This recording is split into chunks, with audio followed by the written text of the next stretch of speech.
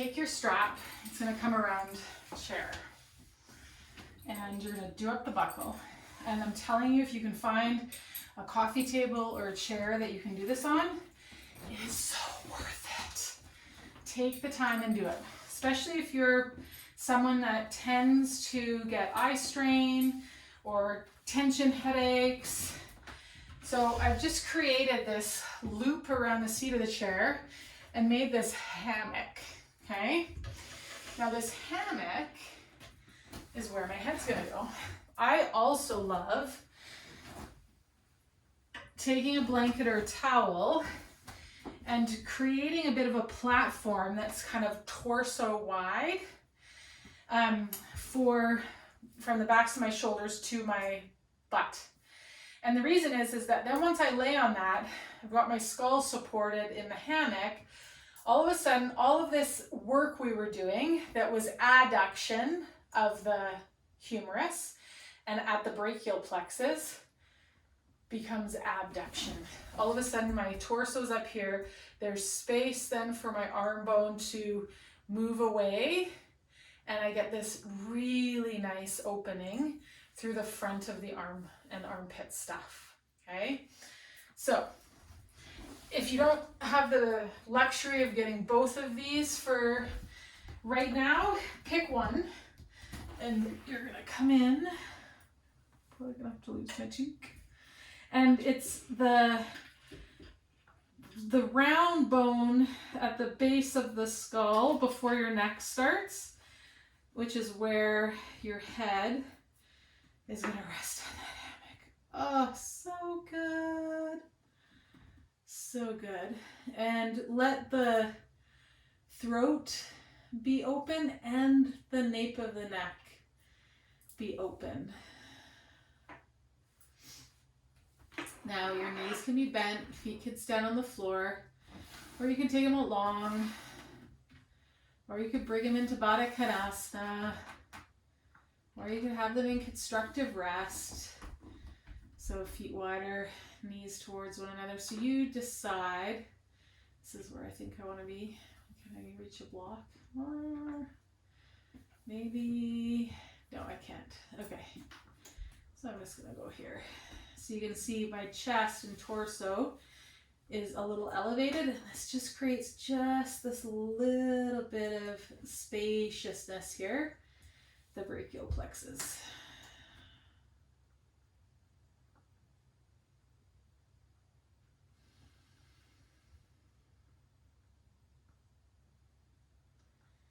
So just let your awareness just cover your next inhalation and exhalation. And I'm going to invite you to bring your hands into the mudra for complete breath. So what that'll be is your middle finger is going to touch your thumb tip. Your index finger is going to be straight out, like pointing. And then the ring and pinky fingers curl into the palm of the hand towards the base of the thumb. Okay, so it looks like this. Both hands the same. Mudra for a complete breath. Belly, chest, throat, nostrils. Nostrils, throat, chest, belly.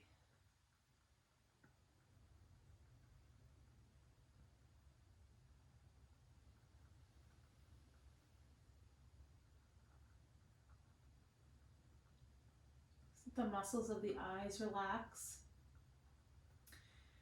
Maybe imagine as those muscles around each eyeball relax, the eyes are like marbles dropping into cups, into the skull.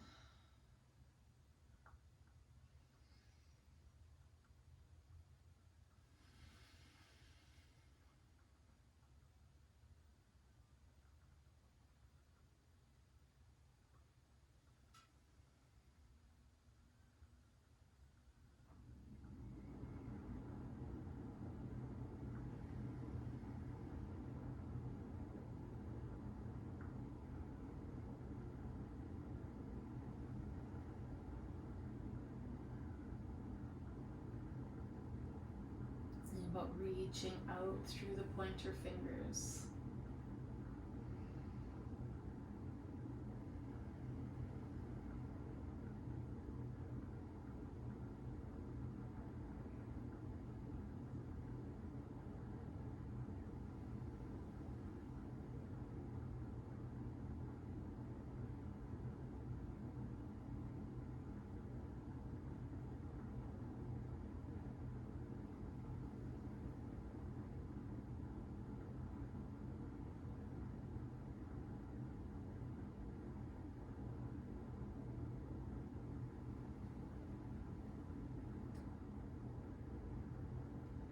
So you might decide that this is where you want to stay for Shavasana. And if not, you might want to come off the blankets or take the head out of the hammock. And release the mudra. Last week we explored Shavasana on our side, or I gave that as an option. And today as well. So, Shavasana could be on your back, it could be on your side, it could even be on your belly. And you could stay completely in this restorative posture if you want, which is what I'm going to do for Shavasana. You can put your arms where they're comfortable. If it's comfortable to do so, you could put a hand on the navel and then fingertips just below the collarbone. So fingertips at the navel, fingertips just below the collarbone.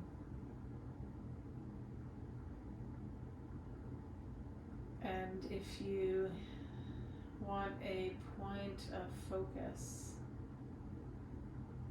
in Shavasana, it could be just moving and noticing the movement for the next few moments of the fingers on the navel.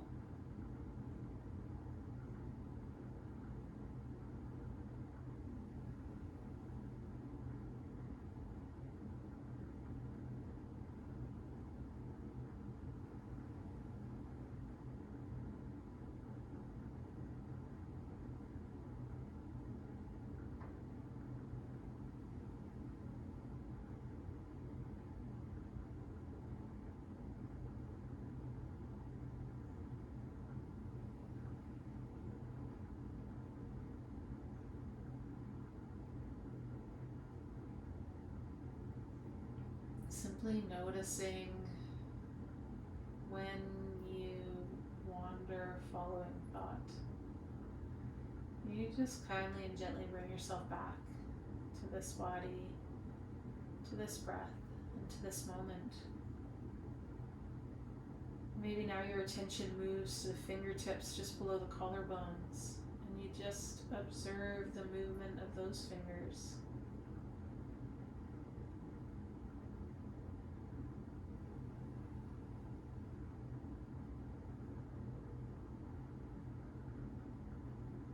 I'm not trying to make anything happen, just bearing witness.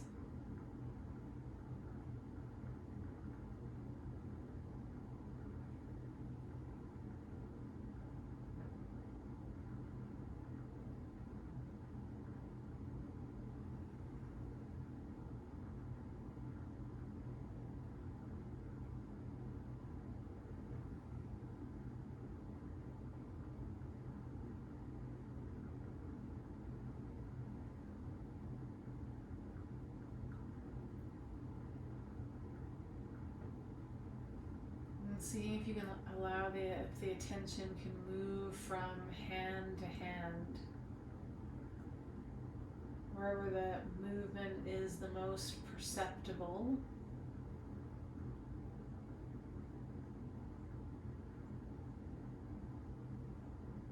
Let the attention move between the hands simultaneously for the next few moments.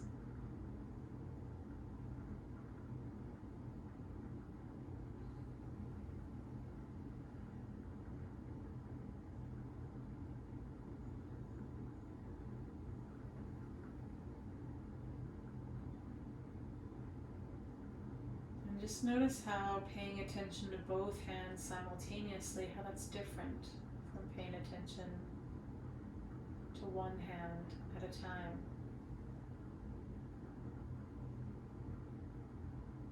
And how it feels different.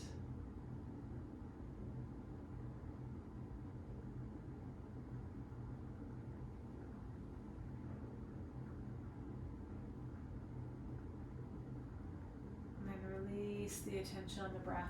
Just let the arms rest where they are comfortable.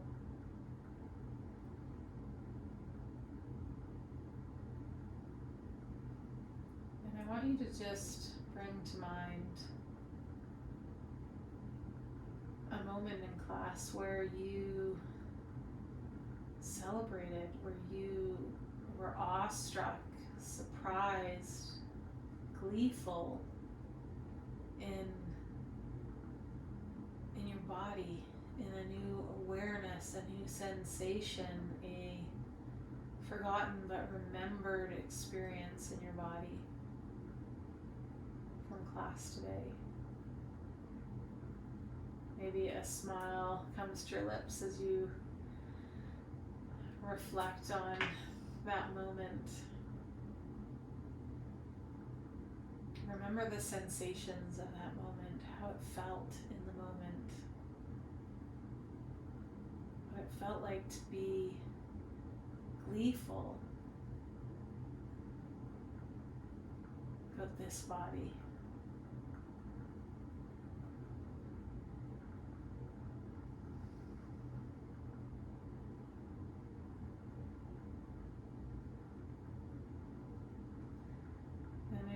We start to bring movement back. Could be rocking a body part or parts side to side, or wiggling the fingers and the toes, or stretching the arms and legs out long, or drawing into a ball. Let yourself just organically kind of find what your body wants tonight, what it wants to end, transition from Shavasana to finish this practice. If you're still on any supports at all, just take a second to come off of them completely.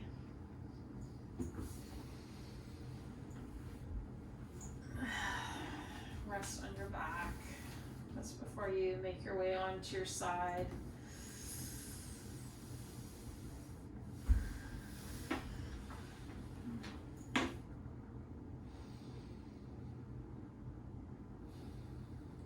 We're going to make our way up to a seated position.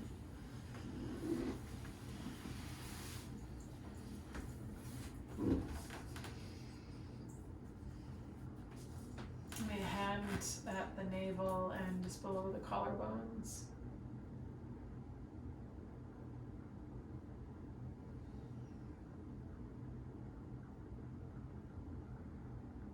Again, just observing simultaneously the movement of both hands.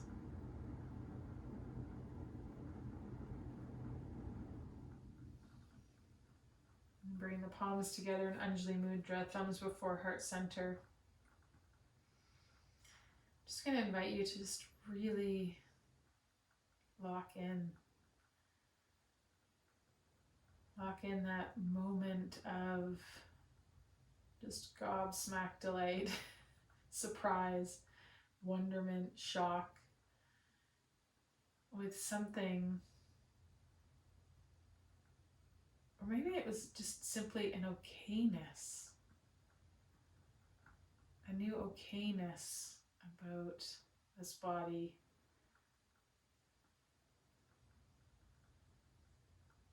Just breathing in with gratitude for that awareness, that remembering that this body is reason to celebrate and delight. Thank you for practicing with me.